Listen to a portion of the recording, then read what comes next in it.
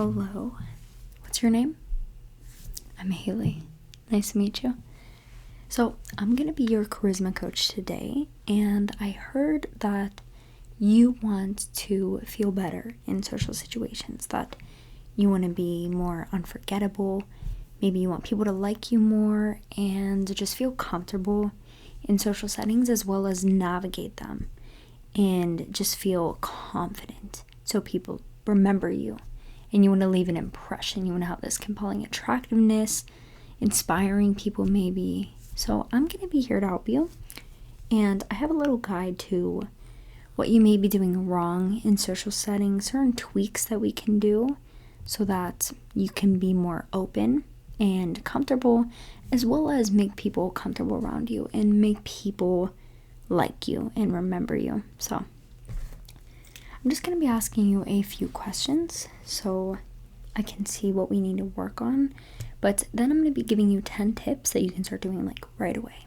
And it's amazing because these tips are really easy. They're things that you probably already do but may forget sometimes. So I'm going to be asking you these questions and then I'll give you all of the tips. So, would you say that you're more introverted or more extroverted on the scale of 1 to 10? So 1 would be you're very introverted, don't like social situations, don't like talking to people, and 10 extroverted. So you love social situations, it gives you energy, it gives you fuel, and you can't live without it. You need that every day maybe. So, okay. All right, and then how do you feel on a scale of 1 to 10? Are you comfortable in social situations? Like, do you feel like you can be yourself, be authentic, or do you feel a little bit insecure, judging yourself maybe, feel a little uncomfortable, like people are judging you, staring at you? So 1 would be uncomfortable, and then 10 would be you're super comfortable, and you can be very authentic, you can be yourself.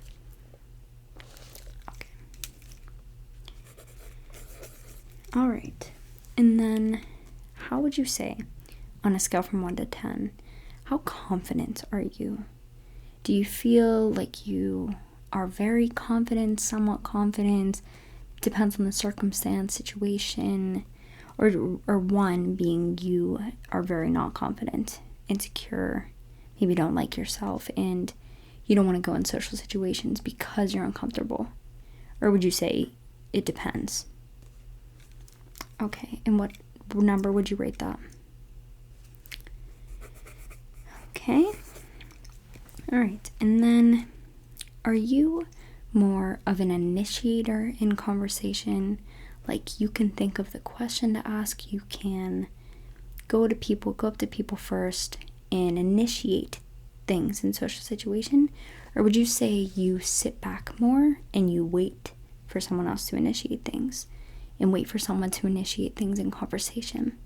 So 1 being you wait for other people, and then 10 being you can initiate very easily. It's very easy for you to just walk up to a stranger. Okay. Perfect. We just have 4 more questions. So would you say on a scale from 1 to 10, are you more of a talker or are you more of a listener? Or perhaps would you like to talk if you were in a one-on-one? 1 being you like to listen more and you're more of a listener, or 10 you like being the conversation starter, you like talking, and it's hard sometimes for you to listen maybe because you always have thoughts, you always want to say something. So that's 10, and then 1 is you are very open to listening. Okay. Perfect. All right, and then drama. 1 being you hate drama. You try to stay away, as far away from it as possible. You literally get drained with drama. Or 10, you kind of like drama. You very much like drama if it's a 10. And you like the heat. You like when there's fights. You like when there's drama, people talking bad about other people. It's interesting, it's really interesting to watch. Like drama shows and stuff, and it gives you fuel in a way. So 10 being love drama, 1 being hate drama. Stay away from it. Okay, and 2 more questions. On a scale from 1 to 10, how physical are you in conversation?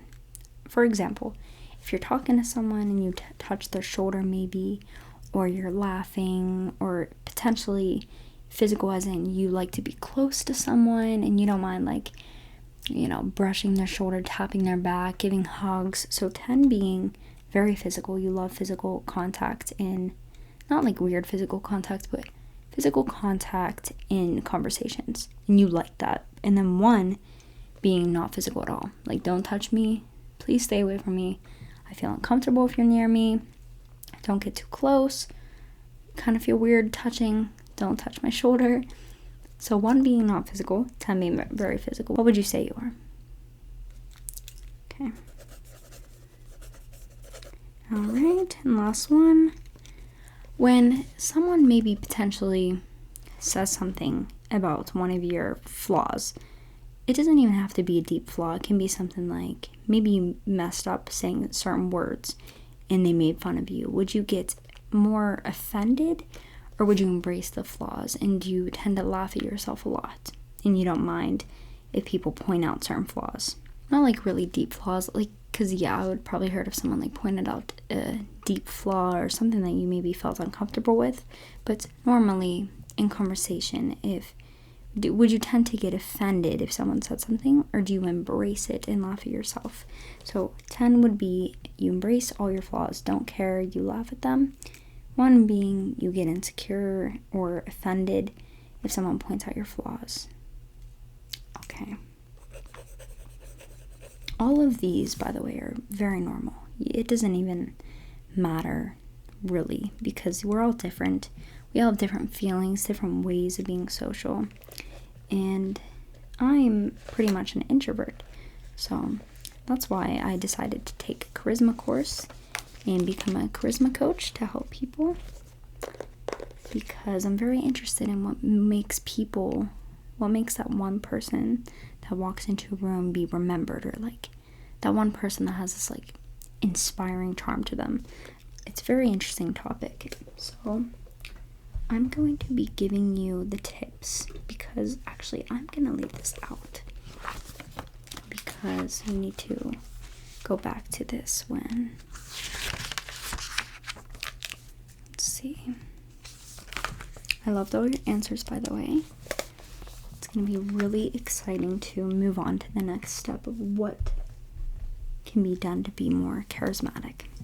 So I'm just going to be pulling out my charisma course notebook. This book is all about charisma, and I really like this notebook. The meaning of life. I probably should have made it something deeper than being charismatic, because it says the meaning of life, but that's okay. So,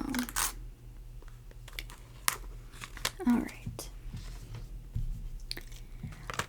So, let's first begin with this. I just want you to know what charisma is exactly and what you're getting yourself into when you want to be more charismatic. So, charisma is, by definition, a compelling attractiveness or charm that inspires devotion in others. So it's someone that, let's say you're in a group setting and there's one person that walks into the room, and all of a sudden people are like drawn to them in a way they have this energy to them that is very interesting. And a lot of famous people are very charismatic. A lot of people like them, and it's the one person that you remember, like they left an impact on your memory because of the way that they carried themselves. And it's kind of like a confidence, but at the same time, it's not an intimidating confidence. It's like this person that's very kind of intimidating, like they seem like they have some power or some status to them, but at the same time, it's really easy to talk to them.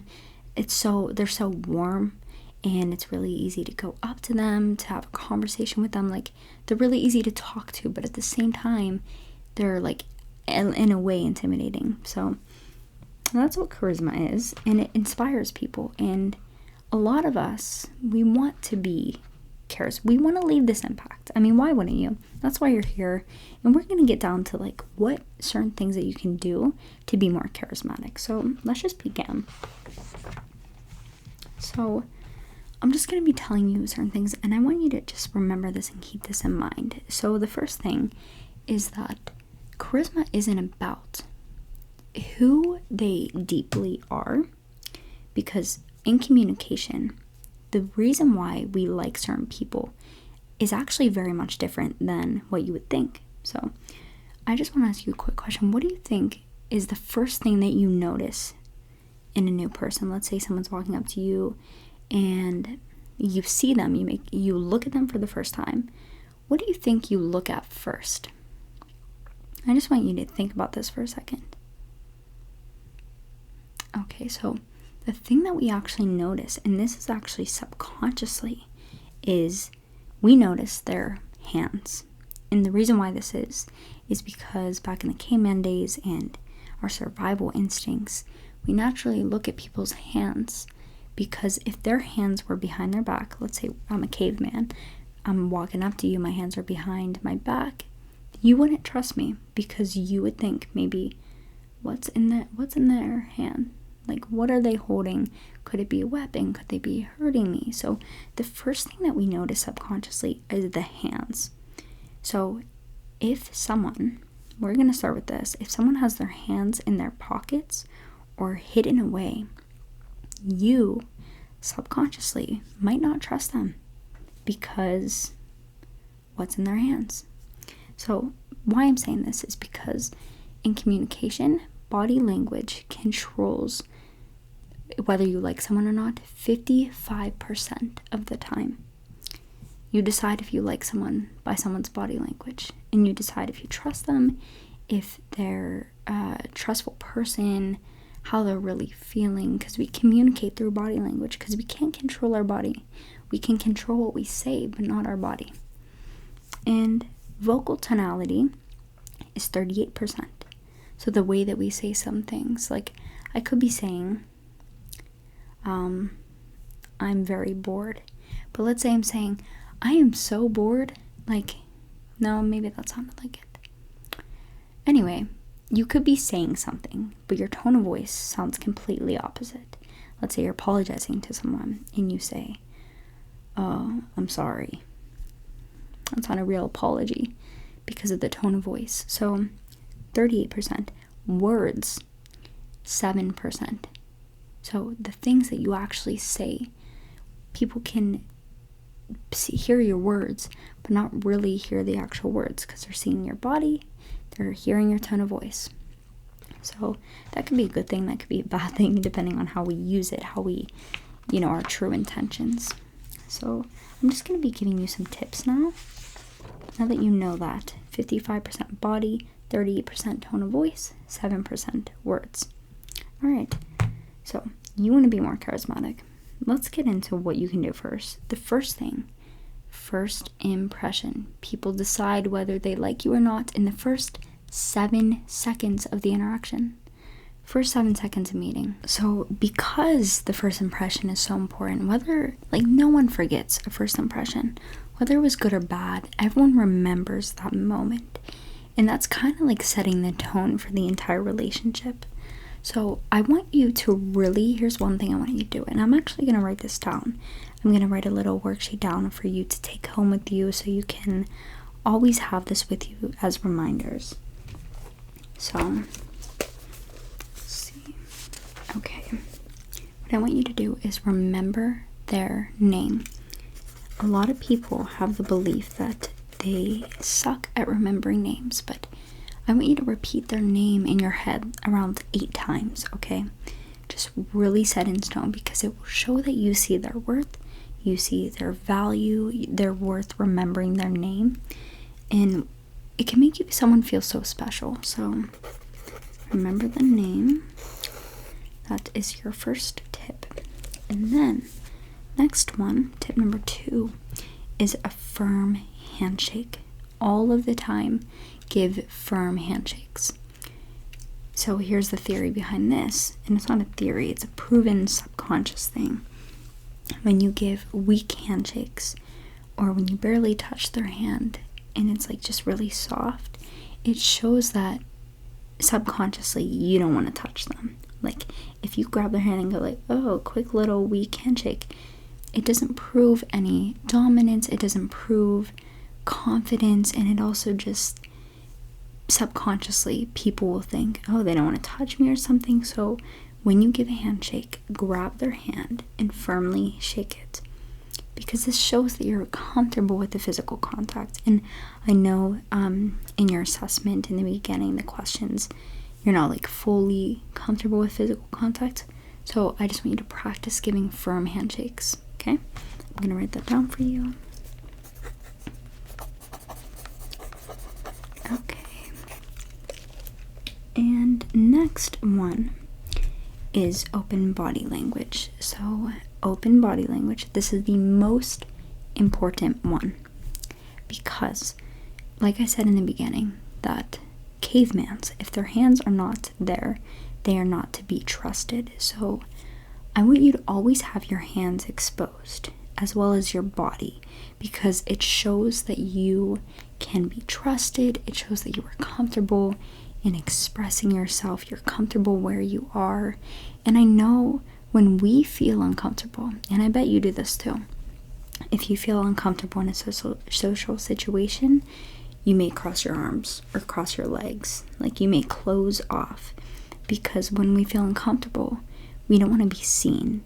So even if you feel nervous or uncomfortable, and maybe you don't even want people to notice that, but you may feel very uncomfortable. You know, I get a lot of social anxiety, but one thing I never do is when I feel that anxiety, I never cross my arms and I never close my legs and I never hide my hands. I know sometimes it may feel comfortable. You know, I go in this position a lot, but because it's really comfortable. But I try hard and try consciously not to do that, because also when you feel uncomfortable, it's just best to stay more open, because you're tricking your mind to thinking that you are comfortable, and hands as well. So always have your hands exposed. It's good to use your hands while you're talking. It helps people understand what you're saying. If I were sitting here not using my hands, you would probably get sick of hearing me talk to you. You would probably get very bored and want to leave this coaching session. So using hands is very important, as long as you don't like go crazy with them.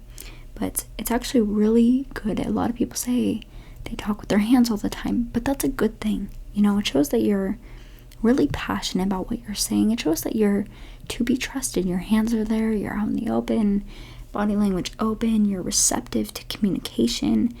And people sometimes won't notice that you may feel uncomfortable as long as you stay open. So I'm going to be writing that down for you to take home. Stay open. Okay. Next one. That's a big one, by the way. Like if you're going to take one thing, it'd be open body language, because body language is 55% of communication. So the next tip number 4, is eye contact. This one can be hard, and I understand. Like sometimes you may not even be able to keep track of your thoughts if you're making eye contact with someone, and I know how that is. But I just want you to try your best to make eye contact. And I don't mean like stare at someone very creepy and just like keep staring and you don't ever look away, because it's okay to look away when you're in thought. But eyes are the windows to your soul. People, when they lie especially, tend to look away, or when they feel guilty, when they feel uncomfortable, they look away. So by making eye contact, you're showing trust, you're showing conscious intention, conscious listening, and we'll get to listening in a second. But one thing about the eye contact, it is a good way to try to practice making eye contact, is try to get the detail of their eye, the color of their eye. without making it seem uncomfortable, all you do is you just look at them in the eye. Look at the color of their eye when you're there listening. Nod your head sometimes to show that you're still there, present, listening. Because if you don't move your head or do anything, you're just staring. So, I'm going to write that down for you. Eye contact is very important. And it shows that you're listening, because people like to be listened to. And next one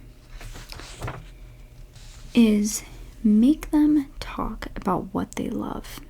Now, when you make them talk about what they love, so in communication, we have certain chemicals that are being released in our minds.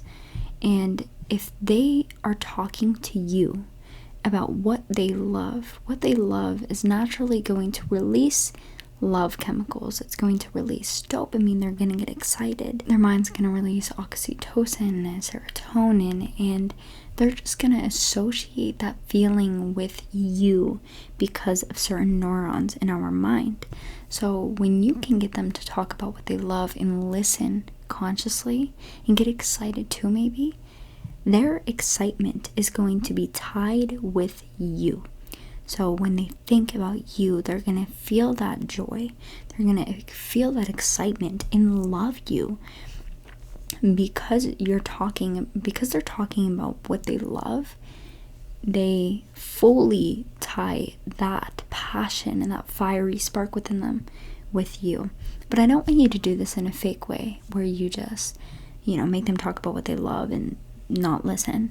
Like, really just see the special traits that people have, see their passions. It's really exciting because we all have these little things that make us just spark inside, and it's really cute if someone will open up and share that with you. So you can ask them, what are you passionate about, or are there any projects you're working on, or what are you doing that you love nowadays? Just get them to open up about the things that excite them, and this will mean so much to them, and their neurons will associate you with that joyful energy and that joyful feeling. Tip number 6 is vocal tonality. So when you're talking to someone, make sure you have a variety of tones in your voice, because if you talk monotone, people might get bored.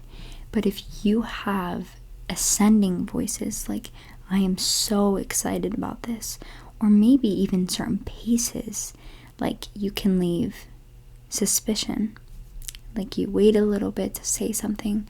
So just have a variety of your voice. And let's say you're imitating something, or you're telling a story about something maybe even stupid. A lot of the times people can tell very pointless stories, but somehow make it sound so interesting and make it sound very exciting. And it's because of their tone of voice. If they're doing an impression of someone, telling a story of a conversation that happened, and they do the emotions of it, and they have that emotion in their voice, that makes you more interesting. So by having that vocal tonality and that vocal variety, it will make you so much more charismatic. So we're gonna write that down. And I forgot to write down, talk about what they love. So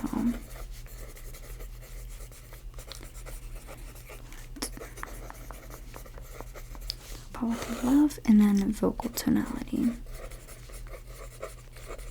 So vocal tonality, try to change.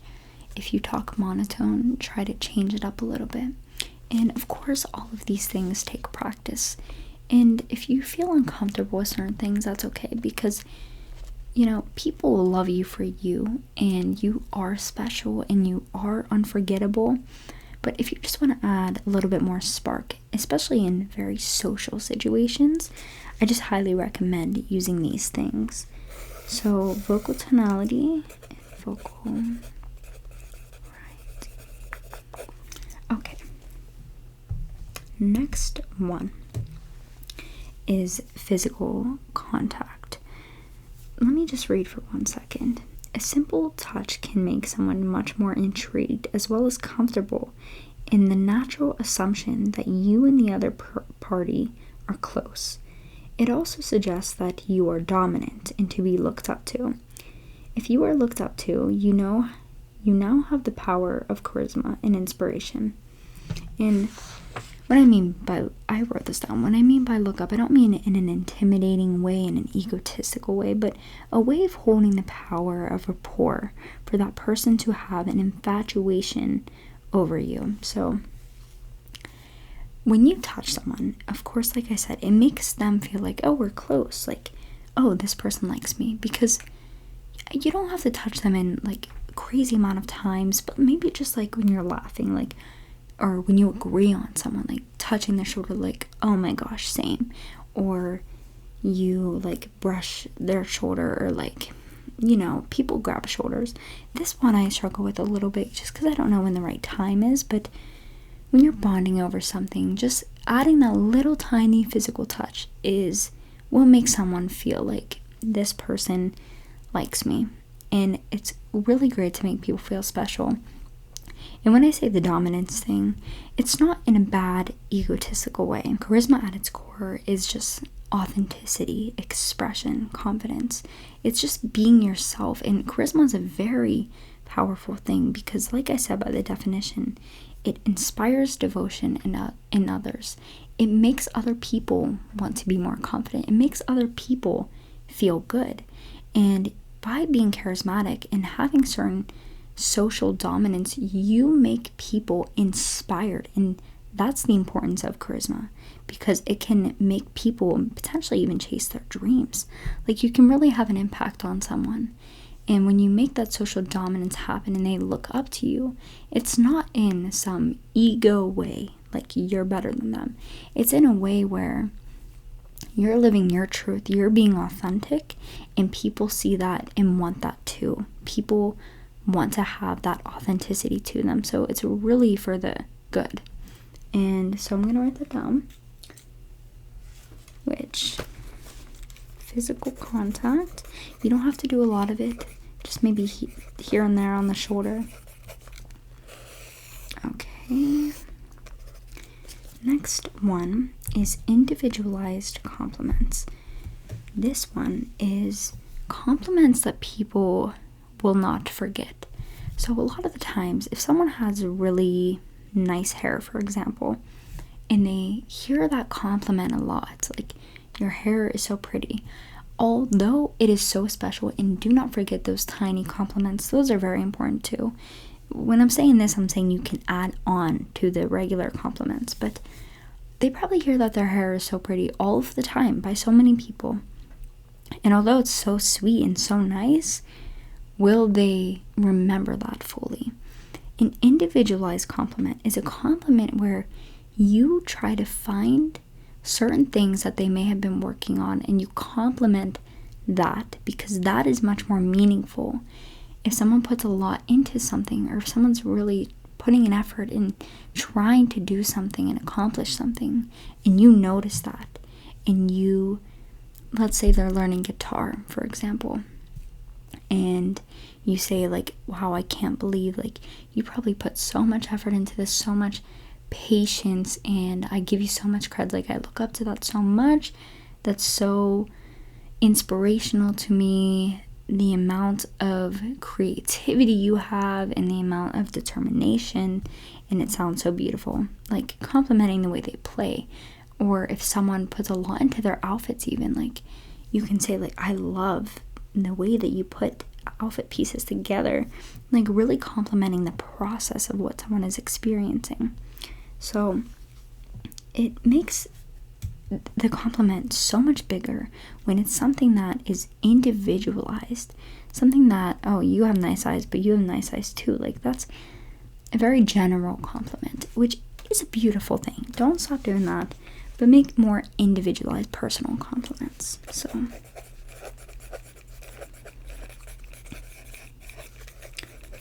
okay, we're almost done here. If you want to book another session with me, we can, and we can talk a lot more about charisma. But for now, I'm just going to be giving you these tips, and we have 2 more. Tip number 9 is laugh. Laugh and engage. Be joyful. Be playful. Laugh at other people. You know, when people laugh at maybe a joke you make or just are joyful about life, like that brings you energy. If you complain a lot, sometimes people may feel drained. And although it's really good to express yourself, I'm not saying hold back on what negative aspects and feelings that you have about certain circumstances, situations, but pick and choose the people that you do that with. And I want you to express yourself, but I want you to express yourself in a very playful, joyful way as well. Find the good in life and be open to laughing at circumstances, situations, and let go a little bit. Like when you, and not just laugh, but smile even. Because when you smile, it's a mirror neuron. The mirror neurons start working. And if you're smiling with someone, they're going to start smiling. Like smiles are really contagious as well as laughs. So it just goes to say, like, the thing about make people talk about what they love, because they'll associate that with you. But if you make people laugh, if you smile, they're associating that joy with you, that kindness with you. So I'm gonna write that down. And the last one is tip number 10. Last one is engage. So maybe you feel uncomfortable starting a conversation with someone, but when you are in the conversation, I want you to be more engaging. So if they're telling a story, you nod your head, you're like, yeah. Listen actively. Like, truly don't think about the way that you are going to respond to them. Fully just listen to what they're saying and engage in that. If they're telling a story, maybe ask them questions. Oh, and then what happened? Or, and then what happened next? Oh, wow, like, how did that make you feel? Like, engage in what they are saying. You don't always have to be the conversation starter. I'm not. Well, I don't know. Maybe I am. Doesn't matter. But you don't always have to, like, you know, sometimes I feel uncomfortable going up to people and introducing myself. So that's okay if you feel uncomfortable. You don't always have to do that. But when you're in conversation, this is the engagement part. Like, really actively listen to what they're saying and nod your head and be there with them. So, perfect. All right. Those are your 10 tips. 10 things that I want you to start working on. I'm going to sum it up, tell you all the things. So, number 1, the first impression. Remember their name. Okay, open body language, open hands, show your hands. Bring me into second one, firm handshake. When you meet them, give a firm handshake and maybe say, like, nice to meet you, and say their name. Number 3, open body language. Keep your body language open. Keep your arms open, your chest out, head high, and just be there and present in that moment. Number 4, eye contact. Make sure to make eye contact. Don't look away when someone's talking to you, especially, like, if you do that, they know that you're not interested in the conversation anymore. People pick up on if you're, like, looking around the room, like, where else can I be besides this conversation? They will feel upset about that. So make sure to be there with them. Number 5, talk about what they love. Make them talk about the things that bring them joy, things that they're passionate about. Next one is vocal tonality, having a vocal variety, not just being monotone. Physical contact, touch a shoulder here and there. Definitely give good handshakes, maybe even a hug goodbye if you're saying bye, not in the middle of conversation. It's kind of weird. Individualized compliments, so compliment something at a much more depth, not just a basic, like, oh, I like your hair, I like your physical look. Compliment something about their personality, maybe, because personalities are very important. Joy and laugh and smile. Just let go a little bit, be a little more playful, and then engage. So nod your head, be there, listening, engaging in the conversation, smiling, and really listening to them and asking them questions about what they're telling you. So that is it for our first coaching session. I really hope you enjoyed all of these tips, and I want you to really take this home with you and practice these. And if you want to book another session, you can just email me. I will be glad. I will be so happy to be here again with you and go over more things, because charisma has so much to offer and so much to it. So it was really nice meeting you and nice seeing you. Firm handshake, goodbye, and I will see you next time.